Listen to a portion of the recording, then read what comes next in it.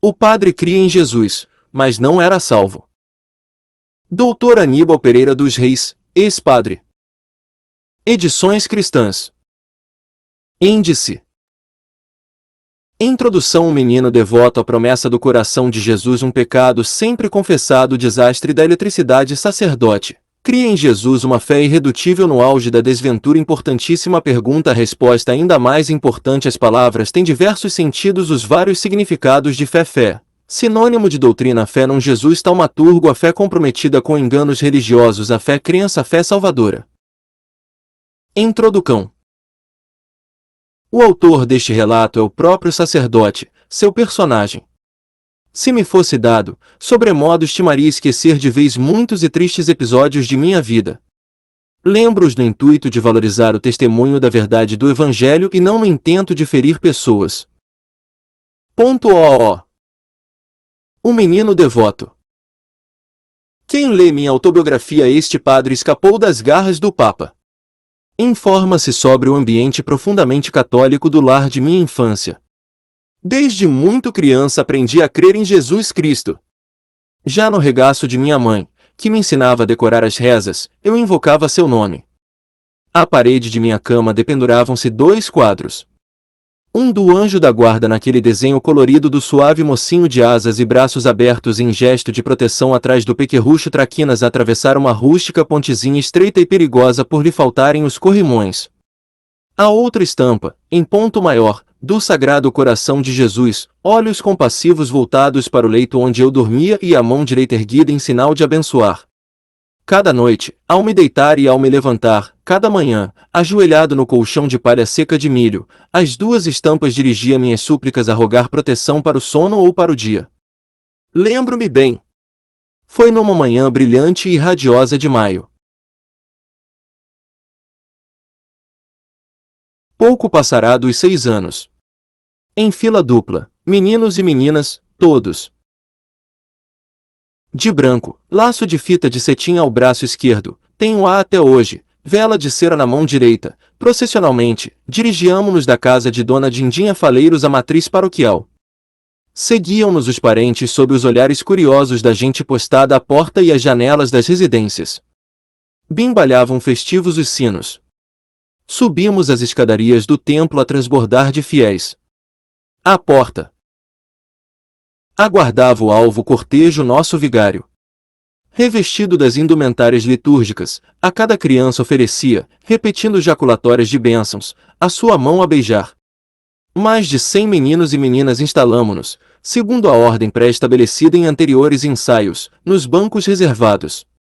Nessas ocasiões solenes excedia-se em garbo nosso vigário, o vigário da minha infância, o padre Eugênio Dias, cuja lembrança sempre me sensibiliza. Motivos de sobra me movem a até hoje ter-lhe intensa compaixão. Este padre escapou das garras do Papa. Exponho as razões desta minha piedade por ele nunca esmoecida. Desenvolvia-se a missa envolta no perfume de flores e incenso. Solenizada pela presença da devota multidão de vestes domingueiras, a alegria de cânticos apropriados à ocasião a todos elevava. As lágrimas saltaram aos olhos da multidão porque as palavras da prédica eloquente do sacerdote celebrante tocaram os corações. Recordo-me ainda de um episódio narrado por ele. E como o padre Eugênio sabia falar, orador nato, seus gestos secundavam com perfeita simetria os arroubos de sua eloquência. Lembro-me bem.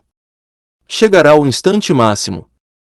Ajoelhado à mesa eucarística, aos pés do vigário, mão direita a empunhar a vela agora acesa e a esquerda espalmada sobre o coração de pulsar acelerado e cheio de amor a Jesus Cristo. Lembro-me bem. E como poderia esquecê-lo? O padre Eugênio ergueu, presa aos dedos, a hóstia consagrada. Com ela, a abençoar-me repetindo expressões rituais, traçou uma cruz sobre minha fronte. Descerrei os lábios. Expus a ponta da língua sobre a qual o sacerdote depositou a hóstia. A minha primeira comunhão. A primeira Eucaristia. Na minha fé católica, receberá nosso Senhor Jesus Cristo em corpo, sangue, alma e divindade. Tendo-a em minha língua, então o engoli. Ensinaram-me A hóstia consagrada, o próprio Jesus Cristo, Deus e homem verdadeiro, foi para meu coração. E em meu coração, sobre que permanecia minha mão esquerda espalmada, adorei a Jesus, a infinita riqueza dos céus e da terra. Tinha-o em meu íntimo. Voltando para meu lugar no banco, ajoelhado, fronte inclinada, olhos cerrados, falei-lhe. Presente em meu coração, haveria de ouvir-me. Pedi-lhe. Não vitórias na vida. Não sucesso na escola e triunfo nas riquezas. Pedi-lhe. Não pelos meus familiares. Nem pela minha saúde. Supliquei-lhe que me salvasse. No catecismo preparatório, Dona Dindinha, nossa boníssima e terna catequista, falava-nos sempre do inferno, dos pecados mortais que nos conduzem a ele, da necessidade de salvamento da perdição eterna, da justiça divina. Falava-nos da misericórdia de Jesus para os que, por amor dele, praticam boas obras. No instante da minha primeira comunhão, porque cria em Jesus, clamava-lhe por minha salvação eterna em prol da qual dispunha-me a tudo fazer. A promessa do coração de Jesus. Feita a primeira Eucaristia, passei-a, confessando-me ao vigário todos os sábados, receber por ocasião da missa dominical a hóstia em comunhão. Por crer em Jesus, quando criança ou adolescente, quando moço ou em férias no seminário, nunca faltei à missa dos domingos. Um domingo, à homília da missa, o nosso vigário relatou-nos importantíssimo acontecimento. Ocorreu na França. Em Paris. Há bastante tempo. Nosso Senhor Jesus Cristo aparecerá a uma freira. Margarida Maria Alacoque. Canonizada, tornou-se Santa Margarida Maria Alacoque, de festa celebrada no dia 17 de outubro de cada ano. Apareceu Jesus à freira tendo seu coração fora do peito a gotejar sangue, circundado por uma coroa de espinhos e encimado por chamas de fogo. Conversou com ela. E revelou-lhe a admirável promessa. Garantiu Jesus salvação eterna às pessoas que, em 9 primeiras sextas-feiras de meses seguidos, comungassem a hóstia consagrada em honra do seu sagrado coração. O pregador minuciou explicações. Entendi-as perfeitamente. E, na ânsia de minha salvação, propus-me a praticar a devoção das 9 primeiras sextas-feiras.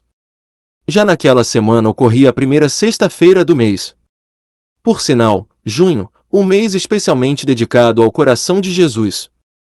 Manhã bem cedo, 5:30, desafiando o frio daquele inverno do interior paulista, postava-me na longa fila do confessionário. Confessei-me e, na missa das 7 horas, recebi com intenso fervor, em honra do Sagrado Coração de Jesus, a hóstia consagrada. Repeti-lhe com viva veemência a súplica da minha primeira comunhão.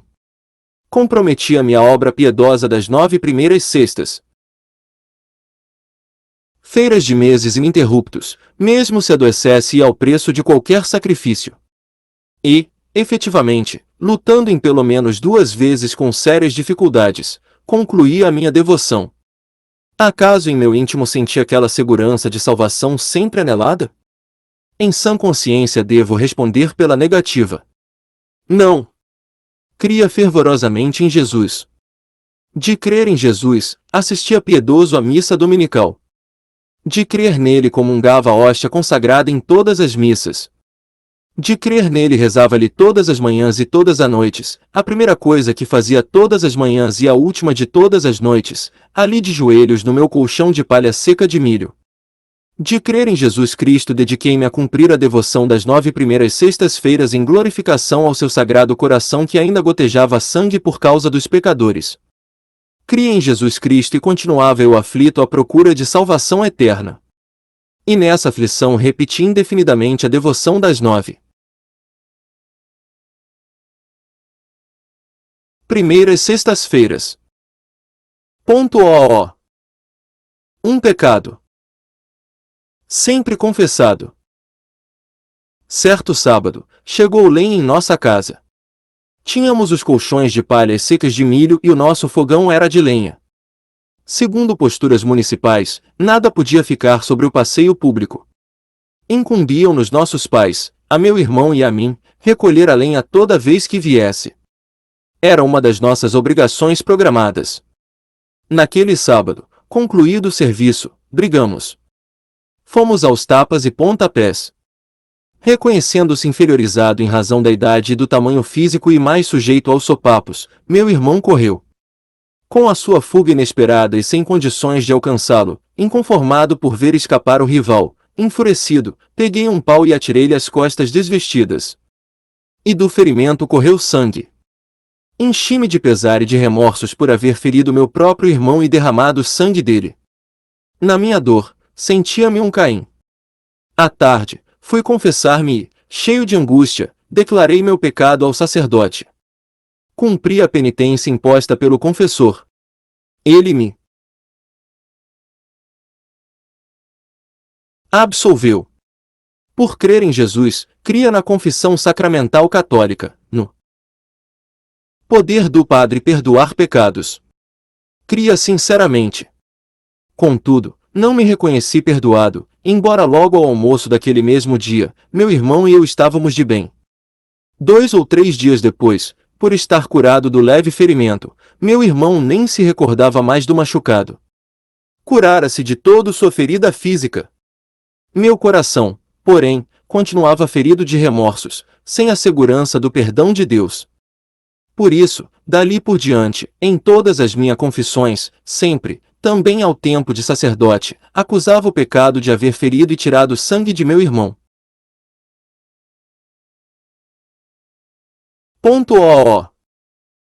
O desastre da eletricidade. Foi noutro sábado. Outra vez chegará a lenha. Ao invés de com meu irmão levá-las braçadas para dentro do quintal, como sempre fazíamos, atiramos algumas achas por cima do muro. Uma delas bateu num fio elétrico que passava no quintal e o rompeu. Concluído o serviço de recolher a lenha, fui varrer o quintal. Nem me lembrei de ser elétrico aquele fio. Resolvi enrolá-lo e pô-lo num canto. Por estar em parte desencapado, ao tomá-lo nas mãos, levei tremenda descarga elétrica que me atirou ao solo. Ao cair, o fio enrolou-se em meu peito sem camisa. E o choque de eletricidade continuou a me torturar, tanto mais que caí numa poça d'água. Apesar de sem forças físicas, contorcendo-me ao impacto da descarga, minha consciência permaneceu lúcida e meu raciocínio a trabalhar. Reconhecia-me desesperadamente nos derradeiros instantes da vida. Apavorei-me na horrível certeza de ir para o inferno. Conquanto me confessasse todos os sábados e todos os domingos. Comungava a hóstia consagrada. Embora rezasse todos os dias em minhas devoções ao Senhor Jesus Cristo, às tantas imagens e invocações de Nossa Senhora e a muitos santos. Ainda que prosseguisse no exercício ininterruptamente repetido das 9 primeiras sextas-feiras. Contudo, total e angustiosa insegurança de salvação me oprimia e me desesperava. E que pecados poderia ter um garoto nos seus 12 anos? Garoto intensamente religioso? E naquela roça que, ao mesmo tempo, era minha cidadezinha? Que pecados poderia haver cometido? Nem rádio conhecia ainda. E de televisão nem se falava e nem se imaginava pudesse ela existir um dia. Aos 8 anos vira pela primeira vez na Revolução Paulista de 32 um aeroplano. Nada conhecia do mundo. Fora com meus pais 2 ou 3 vezes ao cinema. Ainda cinema mudo durante cujas projeções o Albano gemia seu velho violino. Que pecados poderia ter praticado? Naquele ambiente distante do mundo civilizado, das cidades grandes? Sem ainda saber das coisas da sociedade? Meu pai era comerciante. Rigoroso no peso das mercadorias. Justo nos preços. Nunca o via cometer qualquer desonestidade no seu balcão. Nunca o via negar uma esmola a um pobre. Nem supunha poder existir no mundo qualquer desonestidade no comércio. Estava com 4 ou 5 anos quando num domingo de manhã, após a missa, apeou do seu cavalo em frente ao nosso armazém o seu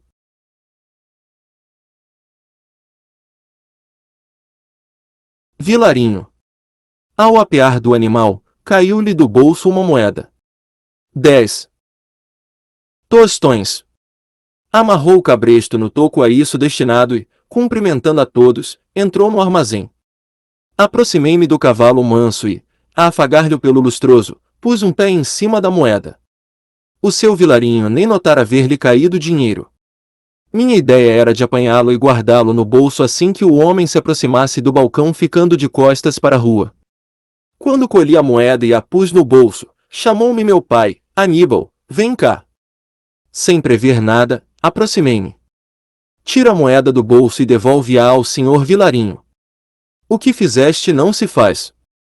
Devolve-se ao legítimo dono tudo o que se acha. O que fizeste é indigno. Quiseste esconder o dinheiro que não era teu. E, na presença do senhor Vilarinho e dos seus fregueses, meu pai, sem alterar a voz e sem palavras rudes, na sua reprimenda em correto português carregado do sotaque da Santa Terrinha. Morto de vergonha, pedindo desculpas, restituiu o dinheiro ao seu legítimo dono. E a lição serviu-me para sempre.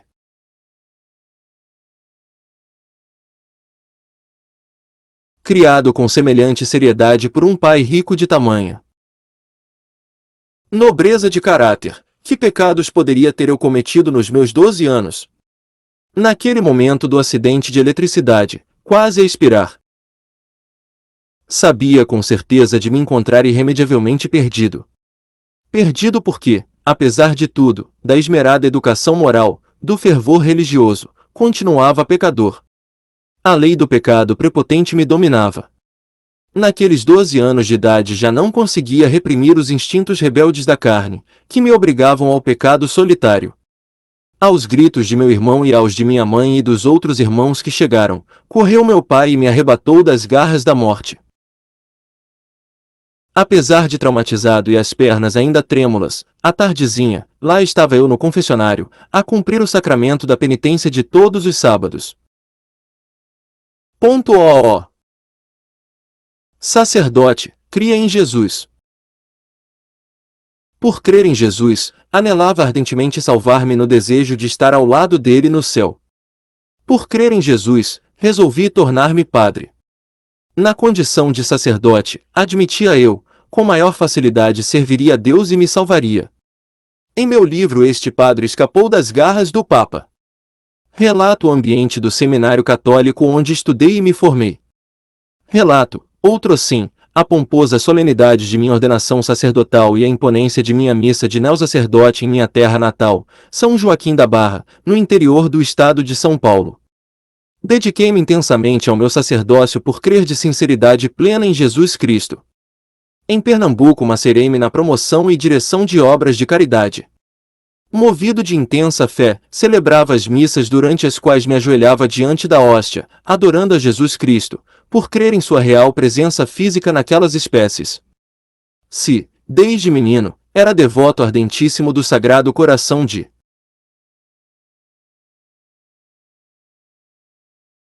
Jesus, agora, como sacerdote, empenhei-me arduamente a propagar-lhe a devoção. E, como resultado, em minhas paróquias, a primeira sexta-feira de cada mês se constituía numa verdadeira festa religiosa.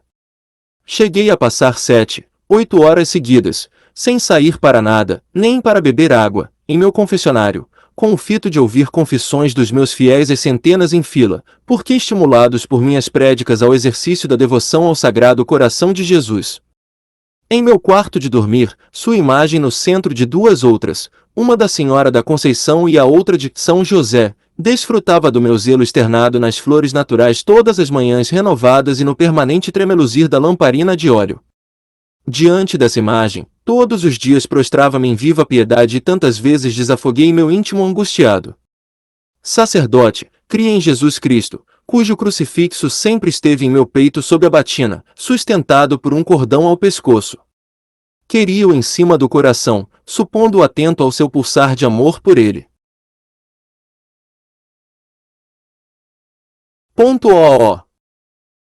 Uma fé irredutível.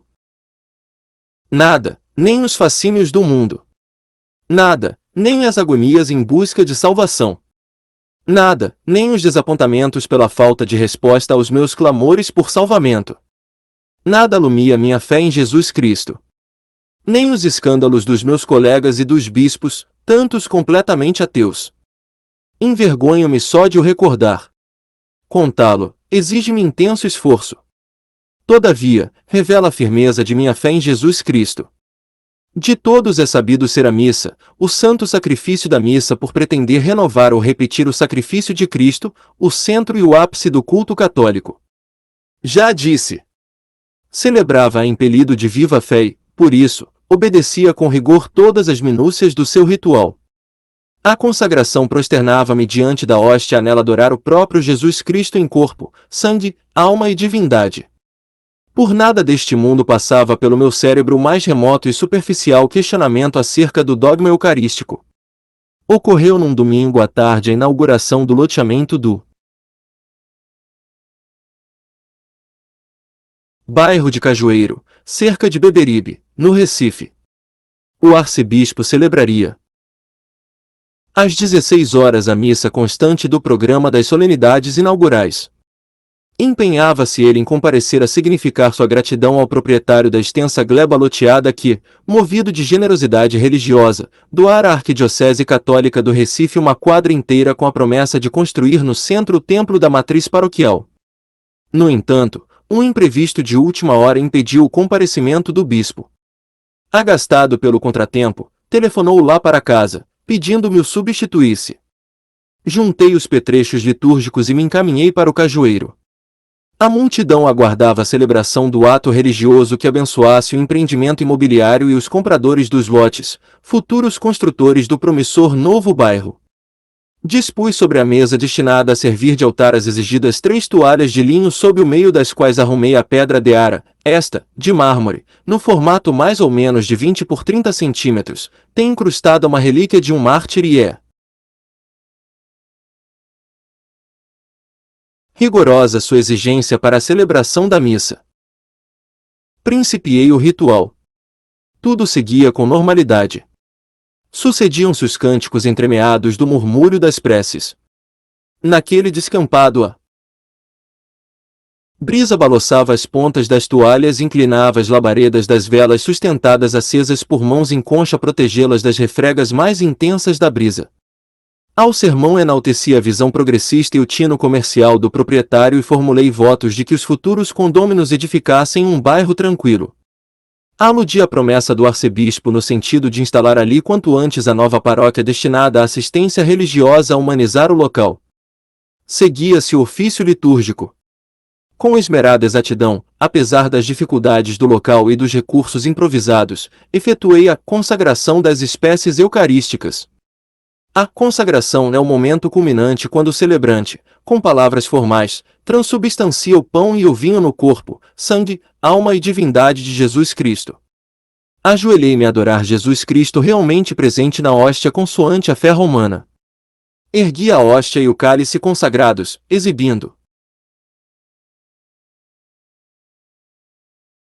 a adoração da assistência devota.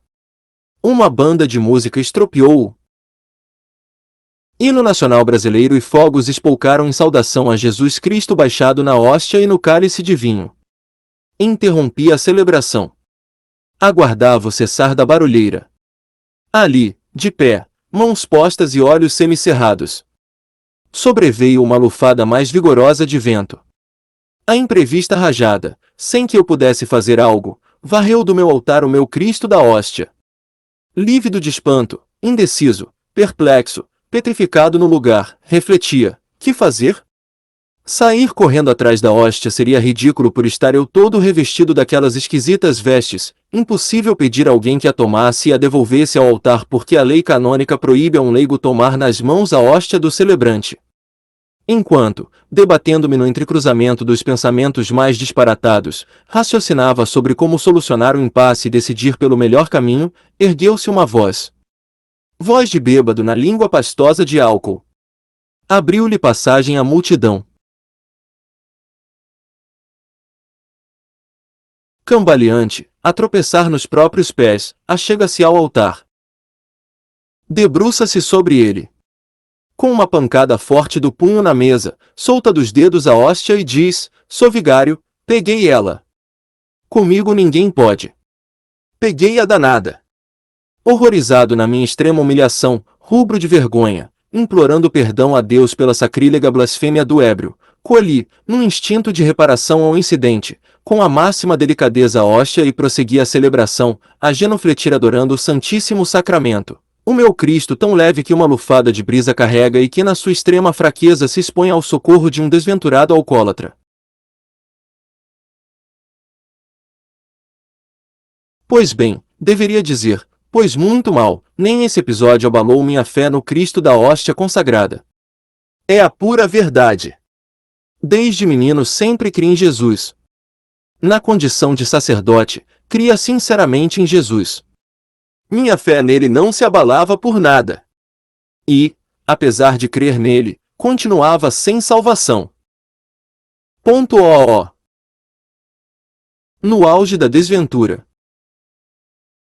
Em maio de 1961, vigário em Guaratinguetá, estado de São Paulo, completamente desiludido de encontrar salvação eterna, embora permanecesse no propósito de fidelidade aos meus deveres clericais, entreguei-me, vencido, ao absoluto desânimo religioso.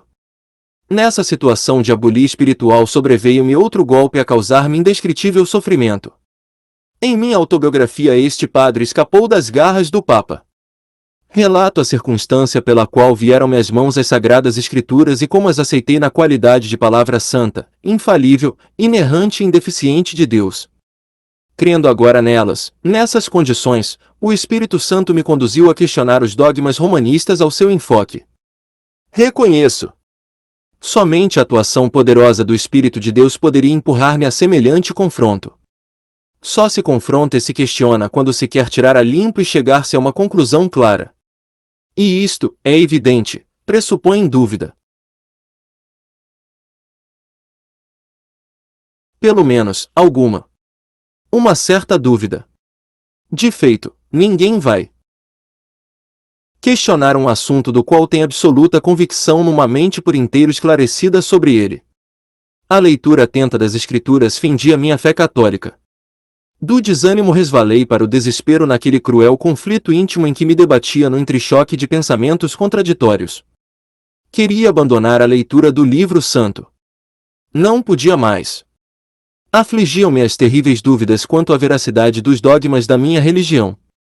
Por que não desisti em definitivo daquela leitura? Daquela leitura que principiou a aluir e a estremecer minha fé romanista?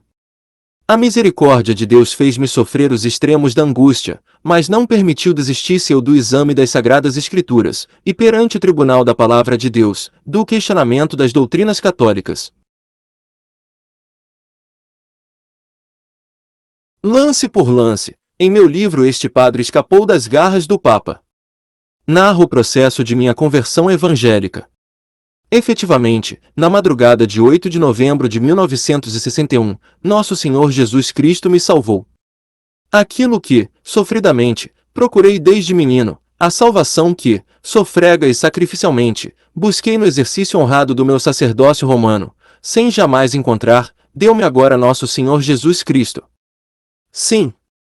Jesus me salvou naquele instante da madrugada de 8 de novembro de 1961 porque naquele instante eu criei nele, eu confiei de todo o coração nele, no seu glorioso atributo de único porque todo o suficiente e todo eficaz Salvador.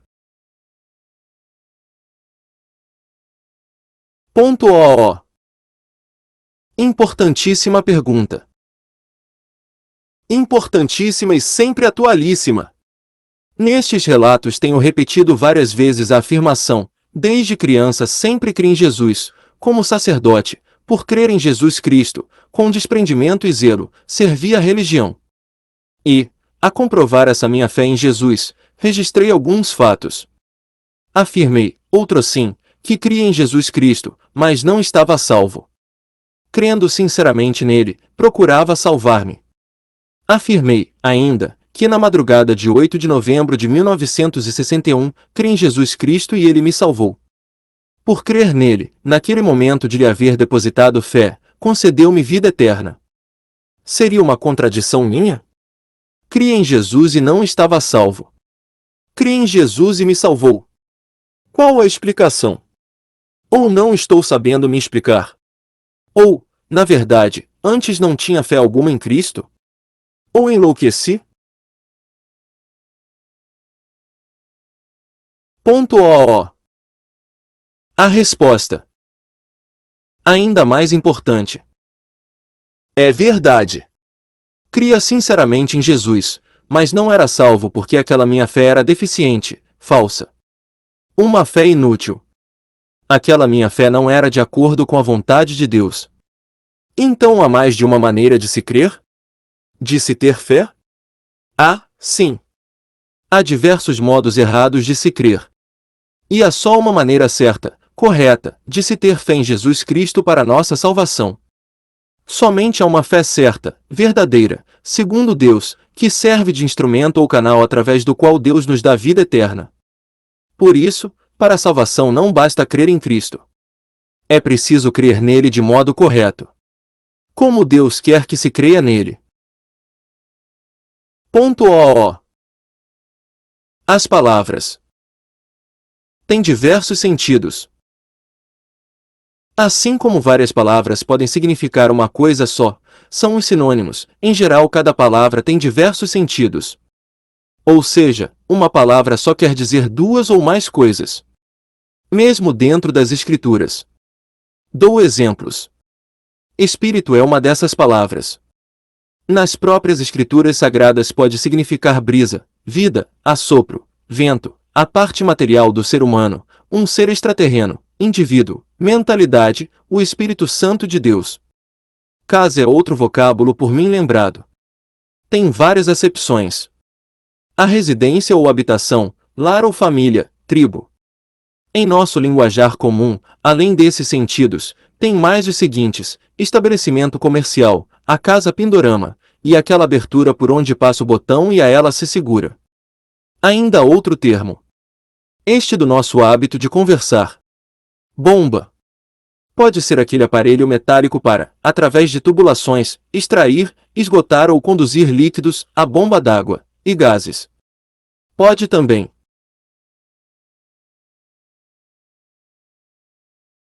ser aquele artefato explosivo de pólvora. Reprovação na escola. Uma notícia sensacional inesperada. Uma coisa ruim como um alimento desagradável ao nosso paladar. Semelhantemente acontece com a palavra fé. E dentro da própria Bíblia. Ponto OO. Os vários significados de fé. Neste tópico, darei apenas um resumo. Em seguida, desenvolverei comentários sobre cada acepção. O termo fé nas Sagradas Escrituras abrange, dentre outros, os seguintes sentidos. Asterisco como sinônimo de doutrina verdadeira ou conjunto de doutrinas bíblicas. Asterisco crer num Jesus Cristo apenas milagroso. Asterisco crer em Cristo misturado com outros personagens e ensinos falsos. Asterisco crença em doutrinas ou fé meramente intelectual. Asterisco fé evangélica ou fé salvadora. Cada passagem onde encontramos o vocábulo fé ou o seu verbo correlato crer define o seu sentido adequado. Se, em alguma circunstância, isto não ocorre, procure-se em passagens afins ou textos sobre o mesmo assunto a devida explicação. Em itens subsequentes, minuciarei esclarecimentos. Ponto OO. Fé, sinônimo de doutrina. Nessa acepção, Judas, irmão de Tiago, usa-a no versículo 3 de sua epístola: Amados, quando empregava toda a diligência em escrever-vos acerca da nossa comum salvação, foi que me senti obrigado a corresponder-me convosco, exortando-vos a batalhardes, diligentemente, pela fé que uma vez por todas foi entregue aos santos. É essa fé, ou doutrina, que, no versículo 20, Judas adjetiva na posição de santíssima. Essa santíssima fé constitui-se centro do desvelo do Paulo apóstolo, cujo ministério primou pela busca de sua unidade, porque há um só Senhor, uma só fé, um só batismo, Efésios 4.5, e, em prol dessa unidade, Deus, que visa ao aperfeiçoamento dos santos, deu à Igreja dons e ministérios até que todos cheguemos à unidade da fé e do pleno conhecimento do Filho de Deus, à perfeita varonilidade, à medida da estatura da plenitude de Cristo. Efésios 4:13. A doutrina chama a Paulo de a palavra da fé, Romanos 10:8, e a Timóteo tem na relação de filho na fé, 1 Timóteo 1:2, por lhe haver instruído na doutrina. A Timóteo, outro assim, exorta a conservar-se na fé, lembrando-lhe Himeneu e Alexandre, náufragos na fé por havê-la rejeitado, 1 Timóteo 1:19 e 20. Dessas poucas referências do vocábulo fé, sinônimo de doutrina verdadeira ou conjunto de doutrinas bíblicas, deduz-se a sua máxima importância ao lado da qual o crente está convocado a lutar, sobretudo. Nestes últimos tempos, notável relevo lhe tributam as Escrituras por considerarem essa fé a sã doutrina, 1 Timóteo 1:10, 2 Timóteo 4:3, Tito 2:1. Muitas outras citações bíblicas poderia indicar. Admito, contudo, serem estas suficientes à elucidação da minha assertiva quanto a se sinonimizarem nas próprias Escrituras os termos fé e doutrina ou conjunto de doutrinas. Fé num Jesus taumaturgo. Os evangelhos primam por consignar os portentosos milagres de nosso Senhor Jesus Cristo operados como sinal de sua messianidade. Operou-os sobre a natureza, sobre as enfermidades e sobre a própria morte. Seus prodígios despertaram a atenção pública. Muitos se admiravam. Outros tantos se revoltavam. E muitos creram nele. Sim, os estupendos milagres de Jesus motivaram multidões a crerem nele. No entanto, depositavam nele uma fé insuficiente à salvação espiritual. Criam nele na qualidade de taumaturgo, curandeiro, milagroso. Mas, conquanto nele crescem, permaneciam na perdição. Jamais poderei cansar-me de admirar as Sagradas Escrituras e de pesquisá-las. Quanto mais as examino, mais me convenço de serem elas o inesgotável manancial de ensinamentos divinos. Esta fé em Cristo apenas milagroso é deficiente por lhe faltar capacidade de salvar o pecador. Pode salvar o enfermo de sua doença, mas é-lhe impossível salvar o pecador da sua perdição. A inexaurível fonte divina da Palavra de Deus se apressa em nos falar acerca da impotência salvífica dessa fé em Cristo apenas taumaturgo. Estando ele, Jesus, em Jerusalém, durante a festa da Páscoa, muitos, vendo os sinais que ele fazia, creram no seu nome, mas o próprio Jesus não se confiava a eles, porque os conhecia todos. João 2:23-24. E, para não pairar qualquer dúvida, essa afirmação é ilustrada com um episódio enriquecido pela categórica palavra de Nosso Senhor. Dentre aqueles muitos que, atraídos pelos seus milagres, creram-no.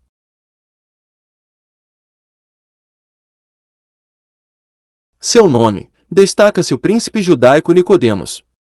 De resto, ele, nos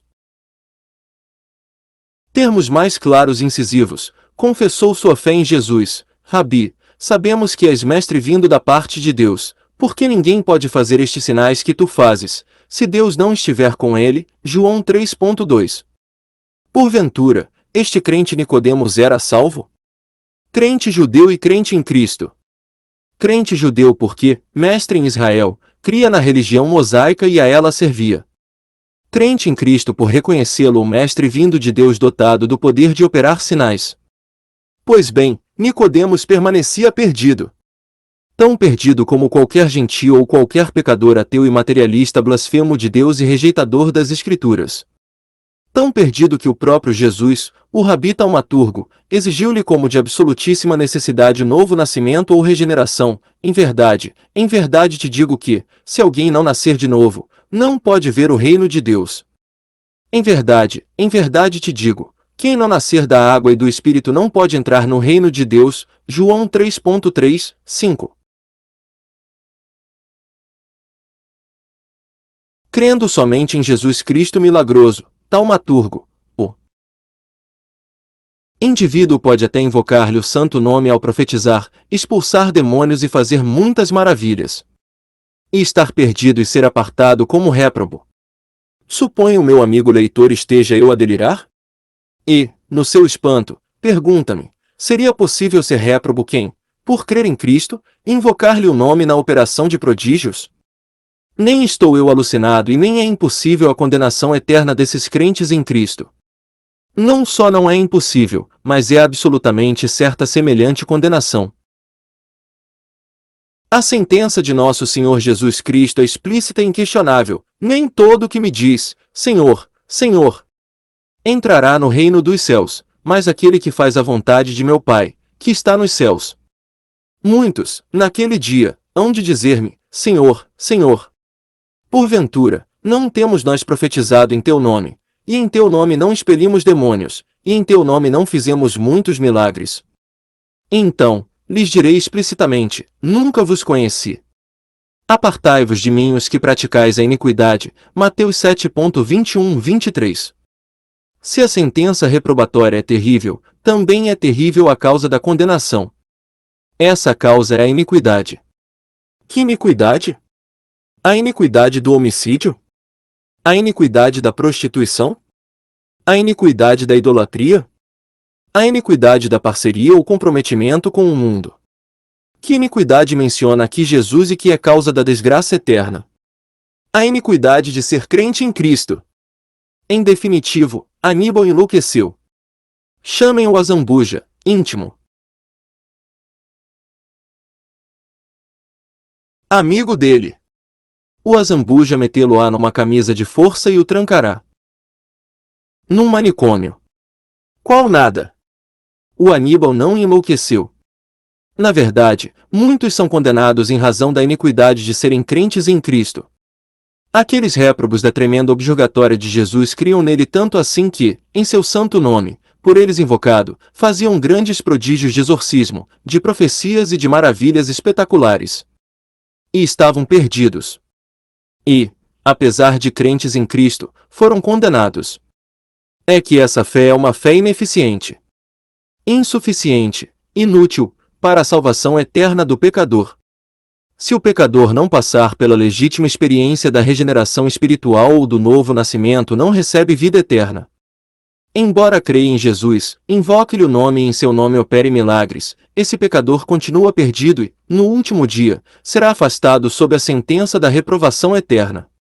Nos meios evangélicos atuais, há muitos grupos de indivíduos crentes em Cristo, mas são crentes perdidos porque exercitam essa fé. Deficiente num Cristo milagroso, solucionador só de problemas terrenos. Essa fé é insuficiente, por isso, iníqua. Esses grupos de crentes iníquos estão perdidos. Basta ouvir-se uma pregação deles. O assunto se restringe a curas, milagres, exorcismo. Do outro lado do Tiberíades, Jesus realizou o admirável portento da multiplicação dos pães. A multidão, pasma e maravilhada, quis aclamá-lo rei. A escapar dessa consagração popular, Nosso Senhor, sozinho, escondeu-se no monte. Encontramo-lo no dia seguinte, ao invés de lhes responder uma pergunta, passou a recriminar-lhes aquela fé resultante dos sinais vistos e anunciar-lhes a verdadeira fé salvadora assemelhada ao comer e ao beber. E ele figurado no pão e seu sangue na bebida. Crer nele agora para a salvação assemelhasse a comer a sua carne e a beber o seu sangue. João 6.28-59. Aquela multidão de crentes em Cristo, seus discípulos, por crer nele dotado de poderes miraculosos, escandalizada por haver ele falado sobre a verdadeira fé salvadora e condicionadora da vida eterna e na ressurreição no último dia, aquela multidão de crentes em Cristo, escandalizada com a proposta de fé salvadora, murmurava contra ele e o abandonou. À vista disso, muitos dos seus discípulos o abandonaram e já não andavam com ele. João 6.66. Corazim, Betsaida e Cafarnaum foram as cidades onde o Mestre operara numerosos milagres. Mateus 11.20. Contra elas, palco de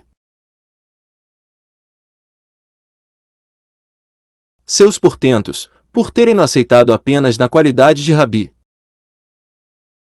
milagroso, Jesus Cristo lança contra elas, num gesto dramático de decisivo e extremo desafio, as mais violentas objurgatórias próximas da agressão. É bem de se ver que nenhuma dessas cidades tramou contra sua vida exemplo de Jerusalém. Todavia, a iniquidade de sua carente fé e a sua dureza de coração perante a genuína fé salvadora acarretaram-lhes as aterrorizantes ameaças. Passou, então, Jesus a increpar as cidades nas quais operara numerosos milagres, pelo fato de não se terem arrependido. Ai de ti, Corazim! Ai de ti, Betsaida! Porque, se em Tiro e Sidom se tivessem operado os milagres que em vós se fizeram, há muito que elas se teriam arrependido com pano de saco e cinza. E, contudo, vos digo, no dia do juízo, haverá menos rigor para Tiro e Sidom do que para vós outras. Tu, Cafarnaum, elevar-te-ás, porventura, até ao céu?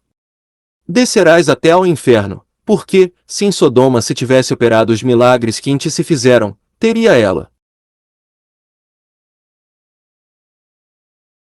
permanecido até ao dia de hoje. Digo-vos, porém, que menos rigor haverá no dia do juízo, para com a terra de Sodoma do que para contigo. Mateus 11.20-24. Pela sua meridiana clareza, essas passagens não somente provam a existência desse tipo de fé em um Cristo milagroso, mas também demonstram a sua deficiência e impossibilidade de promover a salvação do pecador. Ponto OO. A fé comprometida com enganos religiosos. Estamos verificando as diversas acepções do vocábulo fé nas próprias Escrituras. Há por aí um conceito de fé abrangente de erros religiosos que se considera igualmente cristã. Para se ter uma noção exata da fé legítima é preciso ter-se em conta que o objeto da fé é essencial. O objeto aqui não significa, como no nosso falar comum, simplesmente uma coisa. Por exemplo, uma cadeira ou um lápis. Nesta análise, o termo objeto quer dizer o depositário da fé. Quer dizer aquele ou aquela doutrina no qual ou em que nós cremos. Uma vez, Jesus Cristo, de maneira bem clara, apresentou o objeto da fé, quando disse, tende fé em Deus, Marcos 11.22. Por conseguinte, nesse caso, o objeto ou depositário da fé é Deus. Muitas vezes Nosso Senhor se apresentou na posição de objeto da fé. Isto é, como aquele em quem se deve crer. Se Deus é o objeto da fé, Marcos 11.22, ele também o é. Crede em Deus, crede também em mim, declarou ele em João 14.1. Para a salvação do pecador, ele se apresenta como o exclusivo objeto de fé. Crer nele é estar seguro nele e ser sustentado na própria mão do Pai. João 10.28-29. Único objeto da fé salvadora por constituir-se Nosso Senhor o único caminho do céu. Eu sou o caminho, e a verdade, e a vida. Ninguém vem ao Pai senão por mim. João 14.6. Levado às barras do tribunal Sinedrita por, no recinto do templo, estar anunciando a Jesus Cristo, Pedro proclamou ser ele o único objeto da fé porque é o único Salvador, e não há salvação em nenhum outro, porque abaixo do céu não existe nenhum outro nome, dado entre os homens, pelo qual importa que sejamos salvos. Atos 4.12. O único por Deus feito sabedoria, e justiça, e santificação, e redenção. 1 Coríntios 1.30. Se Jesus Cristo é o único Salvador, exclusivamente ele pode ser o objeto ou o alvo da fé.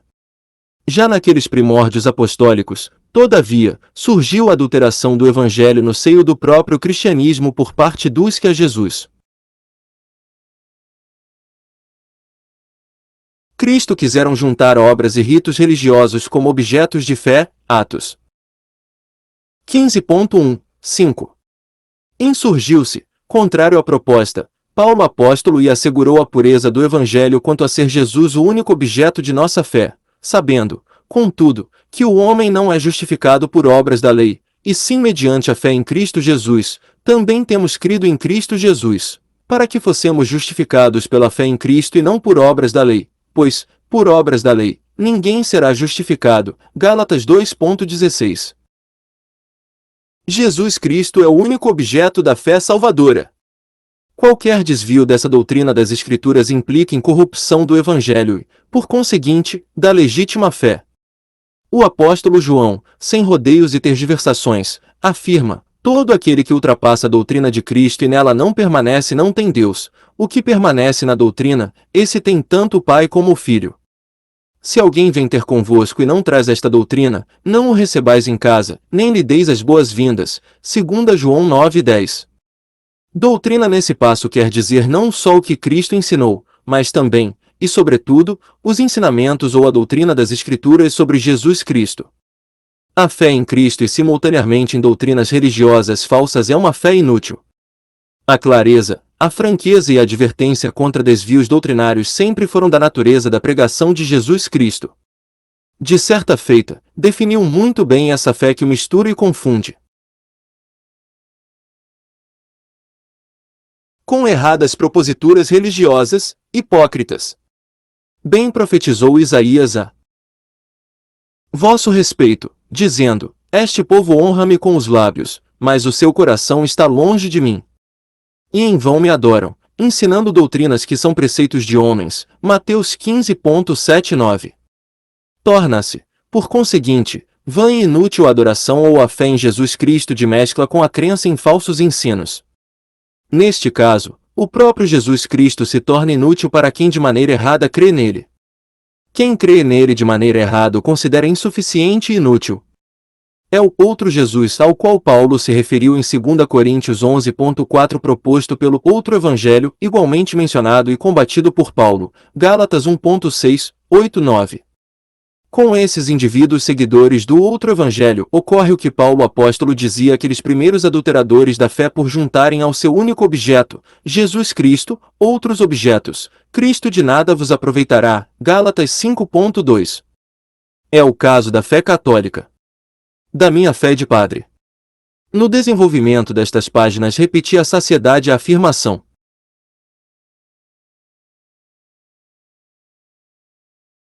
Comprovada com o relato de vários episódios de minha ardorosa e fervente fé em Jesus Cristo. Cria em Cristo e continuava perdido. Nosso Senhor, valendo-se de uma locução de verdadeiro juramento, prometeu: em verdade vos digo, quem crê em mim tem a vida eterna. João 6.47. E esta promessa repetiu-a tantas vezes. Na situação de católico sincero e, sobretudo, de sacerdote fervoroso, cria ardentemente em Jesus Cristo e permanecia perdido. A falha, é evidente, não estava no Salvador, mas em mim. Na minha fé. Fé por completo falsificada por tantos outros objetos aos quais ela se dirigia e nele se firmava. É de se notar. Cria em Jesus Cristo. Não, porém, no Jesus Cristo revelado nas Escrituras Sagradas, o único e exclusivo Salvador cujo sacrifício é todo eficaz, e por conseguinte, todo o suficiente. Hebreus 10.10, 12, 14. Ora, na conceituação do dogma católico, a missa, e por isso é chamada o santo sacrifício da missa, cobiça renovar ou repetir o sacrifício da cruz. Se tudo quanto precisa de renovação ou repetição é por causa de sua insuficiência, a missa acusa de insuficiência o sacrifício de Cristo. O meu livro A Missa, nas suas mais de 200 páginas, estuda a matéria e sua leitura, sobremodo esclarecedora, torna-se assaz proveitosa. Segundo o ensino romanista, as espécies pão e vinho são separadas precisamente para significar a separação do sangue de Cristo, vinho, do seu corpo, pão, que lhe produziu a morte. A única diferença entre o altar romano e o Calvário está em que no altar o sacrifício é incruento, sem derramamento de sangue, e no Calvário foi cruento, com derramamento de sangue. O sacramento, na teologia romana, não só significa, mas produz. Significando a morte de Cristo, a missa torna a produzi-la. Em consequência, a realidade da repetição se dá porque, mediante a transubstanciação, o pão e o vinho são, na realidade física e sacramental, o próprio Jesus Cristo em seu corpo, sangue, alma e divindade.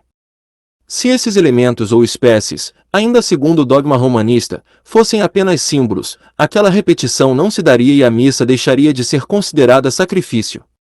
A conclusão é de clareza ofuscante.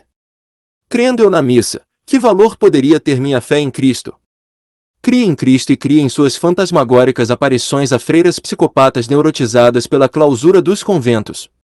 Ao aceitar aquela promessa do Sagrado Coração de Jesus a Margarida Maria Alacoque, é lógico, repudiava eu, embora inconscientemente, a sua lídima palavra consubstanciadora de sua indefectível promessa de vida eterna ao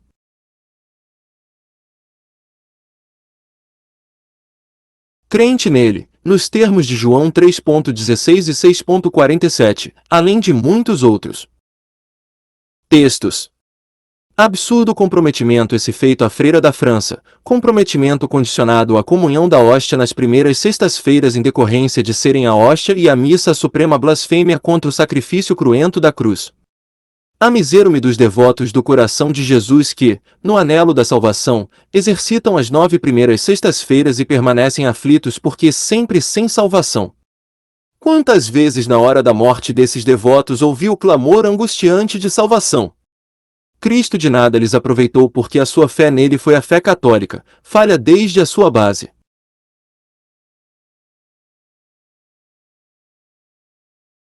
Aliás, o dogma romanista, ao propor à fé católica tantos outros objetos, na verdade, exibe aos seus fiéis o outro Jesus que não é o Jesus das Escrituras, único e exclusivo Salvador, portanto, único e exclusivo objeto da fé realmente salvadora.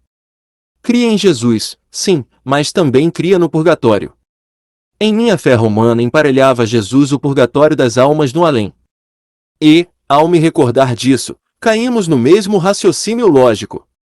A aceitar-se o purgatório supõe-se a insuficiência, a incompetência, a incapacidade do sacrifício de Cristo na salvação do pecador.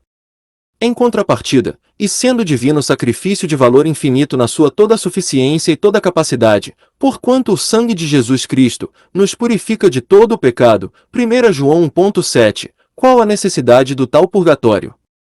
Purificar significa purgar, limpar. Portanto, o nosso purgatório verdadeiro é o sangue de Jesus. Aquele outro purgatório inventado pela cupidez clericalista é falso, infundado. É uma fantasia. Anexá-lo ao objeto da fé é invalidá-la e inutilizá-la. Era o meu caso de sacerdote que cria em Cristo com uma fé poluída dos miasmas da mentira religiosa. Em consequência, aquele Cristo do meu sacerdócio era o outro Jesus anunciado pelo Evangelho católico, o outro Evangelho. Nosso Salvador Jesus Cristo é o único objeto da fé salvadora. Único objeto porque o único Salvador. Único objeto porque o único mediador nos termos inquestionáveis de 1 Timóteo 2,5-6. Há um só Deus e um só mediador entre Deus e os homens, Cristo Jesus, homem, o qual a si mesmo se deu em resgate por todos, testemunho que se deve prestar em tempos oportunos. A exclusiva mediação de Cristo decorre de sua exclusiva obra redentora. Em Cristo depositava minha fé sacerdotal e continuava perdido. Perdido por ser imprestável àquela minha fé corrompida por juntar Maria a Jesus Cristo. Maria, a medianeira de todas as graças. A de Jesus. Per Mariam, a Jesus por Maria, constituía-se o dístico de minha confiança na medianeira. Contrariava a afirmação clara das Escrituras quanto à unicidade da mediação de Jesus Cristo, acrescentando ao objeto de minha fé Maria medianeira. E o resultado só podia ser um. Só podia ser minha permanência na perdição. Nosso Senhor Jesus Cristo é o único objeto da fé salvadora. Único objeto porque o único Salvador. Único objeto porque o único mediador. Único Salvador e único mediador porque é o único advogado dos pecadores salvos a garantir-lhes a perseverança eterna. Estas coisas vos escrevo para que não pequeis. Se, todavia, alguém pecar, temos advogado junto ao Pai, Jesus Cristo, o justo, e ele é a propiciação pelos nossos pecados e não somente pelos nossos próprios, mas ainda pelos do mundo inteiro. 1 João 2,12. Advogado infalível, é o eficiente intercessor porque pode salvar totalmente os que por ele se chegam a Deus, vivendo sempre para interceder por eles. Hebreus 7,25. Advogado misericordioso, jamais abandona a causa dos que nele confiam, o que vem a mim de maneira nenhuma o lançarei fora, diz ele em João 6,37. Católico e sacerdote católico, cria em Jesus Cristo. Cria pela metade. Ou muito menos da metade. Na minha fé romanista, englobava como objeto de minha fé também Maria na invocação de advogada e refúgio dos pecadores. E nesta fé prostituída repetia a reza: Salve, Rainha, Mãe de Misericórdia, esperança nossa. Com lágrimas, quantas vezes, a como punhos me rebentarem dos olhos, ali ajoelhado diante das imagens do Sagrado Coração e da Senhora da Conceição. Clamava: Salve, Rainha, advogada nossa, refúgio dos pecadores. Esperança nossa. Quanta blasfêmia! A fé blasfema do catolicismo. Fé no outro evangelho anunciador de outro Jesus. Em definitivo, impossível ser salvo por aquela fé católica voltada para um amontoado de objetos. Objetos todos contrários, diferentes, inversos, opostos àquele que deve ser o único objeto de nossa fé, nosso Senhor, Salvador, Mediador, Refúgio, Advogado, Jesus Cristo. Impossível, absolutamente impossível, ser salvo em resultado do exercício daquela fé católica. Sacerdote, cria em Jesus, mas não era salvo. Não era salvo simplesmente porque minha fé era outra fé. A fé no outro evangelho. O outro evangelho do outro Jesus. A título de digressão, ao encerrar este tópico. Digressão, de resto, inevitável pela sua oportunidade. Nos espaços evangélicos há indivíduos de inconsistente capacidade de observação dispostos a admitir a possibilidade de o católico de hoje poder, como católico, salvar-se. Imaginam eles esta possibilidade em decorrência de, nas suas mudanças, aliás superficiais, haver o catolicismo aberto mão de seus antigos dogmas, sobretudo os relacionados a Maria, aos santos, à missa. A passagem de João Paulo II pelo Brasil, contudo, demonstrou sem deixar qualquer sombra de dúvida, que o romanismo permanece o mesmo de sempre nos seus aberrantes dogmas e nas suas absurdas práticas devocionais. Só pode aceitar aquela possibilidade de salvação do católico dentro do catolicismo quem ou é cínico por dizer-se evangélico não havendo passado ainda pela legítima conversão evangélica, ou é imbecil por si. Manifestar a respeito desse assunto desconhecendo as doutrinas romanistas e as próprias escrituras. Ponto OO. A fé-crença. Trata-se da adesão intelectual às verdades reveladas nas Sagradas Escrituras. É o assentimento que, em nosso intelecto ou mente, damos à palavra de Deus por admitirmos ser verdadeiro o que Deus revelou. Essa adesão ou assentimento intelectual fundamenta-se na autoridade do próprio Deus, incapaz de se enganar e de nos enganar. A extensão das Escrituras, esse conceito de fé também é com assaz frequência encontrado. Menciono 2 ou 3 passagens a título de comprovação. Ao iniciar o seu ministério público, indo a Jerusalém, Jesus expulsou os profanadores do templo. E, ao polemizar com os judeus enfurecidos, disse-lhes: Destruí este santuário, e em 3 dias o reconstruirei. Replicaram os judeus: Em 46 anos foi edificado este santuário, e tu, em 3 dias, o levantarás. Por suporem referir-se Cristo ao templo material de pedras, não entenderam que ele, porém, se referia ao santuário do seu corpo. João 2,19-21.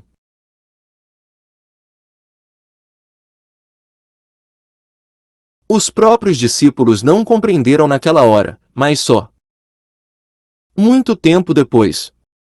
João observa: quando, pois, Jesus ressuscitou dentre os mortos, lembraram-se os seus discípulos de que ele dissera isto, e creram na Escritura e na palavra de Jesus. João 2,22.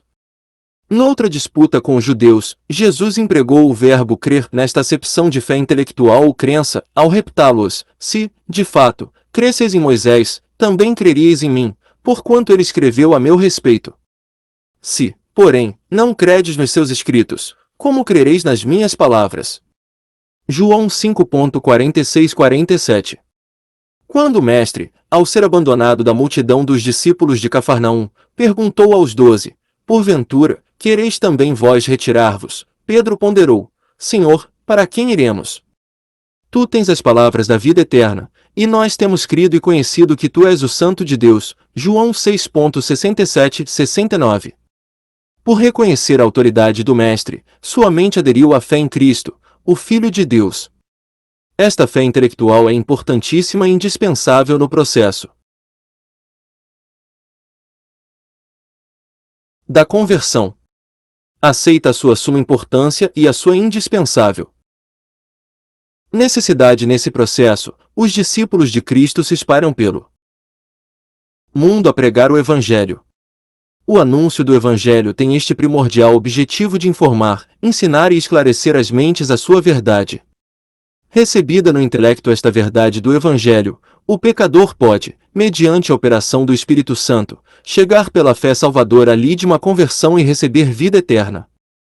Poderíamos assemelhar este tipo de fé ou crença à base da casa. Mas, se a base ficar só base, não haverá casa.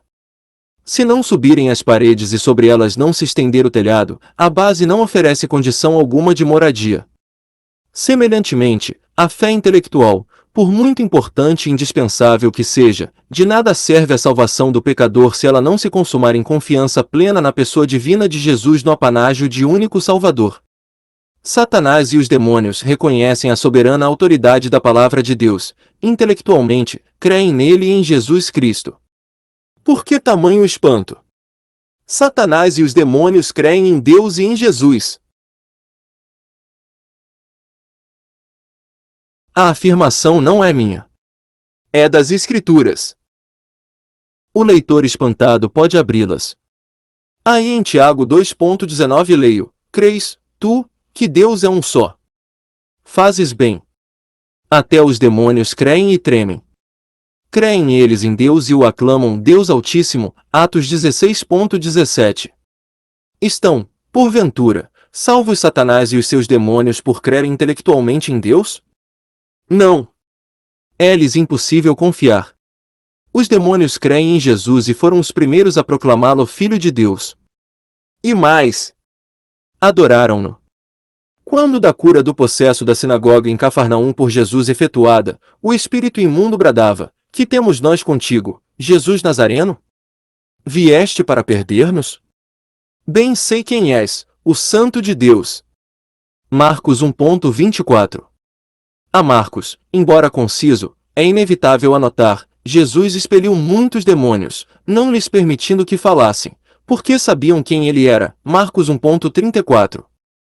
E aduz mais esta notícia: também os espíritos imundos, quando viam, prostravam-se diante dele e exclamavam: Tu és o Filho de Deus. Marcos 3,11. Volto à pergunta: são salvos Satanás e os espíritos imundos?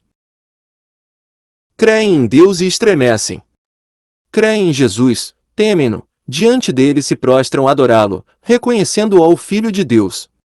Continuam perdidos por lhe ser absolutamente inviável, inexequível, impossível, confiar em Jesus como Salvador. Desgraçadamente, em nossas igrejas e por aí pelo mundo há muitos intelectualmente convencidos da veracidade dos ensinos bíblicos, da verdade do Evangelho. Convencidos, mas não convertidos por lhes faltar no coração a plena confiança no Salvador. É do meio dessas pessoas, sobretudo dos membros das nossas igrejas que são apenas convencidos, que saem os apóstatas, pois, se não se passar pela experiência da regeneração, pode-se correr o perigo de rejeitar a sã doutrina. Aliás, um dos seguros testes reveladores da genuína conversão evangélica é o da firmeza doutrinária, o da fidelidade radical à sã doutrina ou santíssima fé das Escrituras. Quando o evangélico simpatiza com a heresia, sintomatiza sua carência de regeneração. Quanto à verdade do Evangelho ficou apenas no convencimento intelectual. Tendo a mente esclarecida, o coração não se desabrochou à confiança em Jesus Cristo. Ponto OO. A fé salvadora. É ali de uma fé evangélica a qual Nosso Senhor condiciona ou outorga da vida eterna. Em seu intelecto esclarecido pela palavra e convencido pela veracidade do Evangelho e da total suficiência de Cristo Salvador, o indivíduo arrepende-se, pela operação do Espírito Santo, arrepende-se sobretudo de não ser ainda crente em Jesus, João 3.5, 16.89. E, em seu coração, de plena confiança, aceita a pessoa divina de Jesus Cristo como seu único e todo-poderoso Salvador. Nesta atitude íntima, exercitam-se em relação vital com o Senhor as faculdades cogitativa, intelecto, e volitiva, vontade. Relação vital essa assemelhada pelo próprio Mestre ao ver, ao comer, ao beber, ao vir, porque crer nele é, em plena confiança, apropriar-se dele, de sua adorável e misericordiosa pessoa, no atributo de Salvador. É esta fé confiança, a fé fiducial, a fé evangélica, a fé salvadora, não simplesmente no ensino, porém, repita-se, na pessoa misericordiosa do Filho de Deus.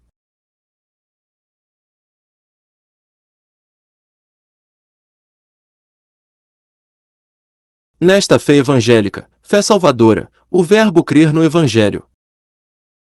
Segundo João é encontrado nada menos que 46 vezes, tendo a pessoa de nosso Senhor Jesus Cristo como seu objeto único e exclusivo.